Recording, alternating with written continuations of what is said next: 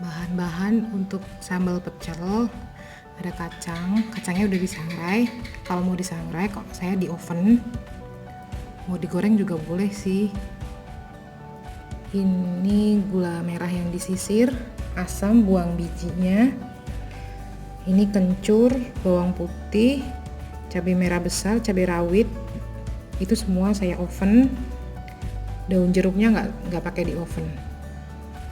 Oke, nanti semuanya di blender jadi satu. Tadi ada yang lupa ya, garam secukupnya. Kalau yang suka asin, kalau saya kurang suka asin. Nanti kan terakhirnya kita aduk jadi satu semua yang sudah di blender ini ya. Karena pakai blender kecil, jadi blendernya dikit-dikit. Nanti jadikan satu semua, diaduk rata, tes rasa, baru kita kurangnya tambahin apa.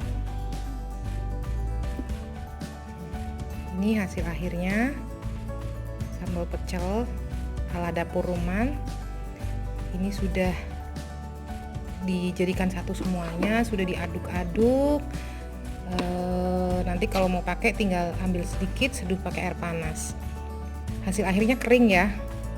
Kadang ada bumbu pecel yang basah, itu soalnya dia digoreng. Kalau ini kan tanpa minyak sama sekali, jadi kita mengurangi penggunaan minyak. Boleh disangrai, boleh di oven.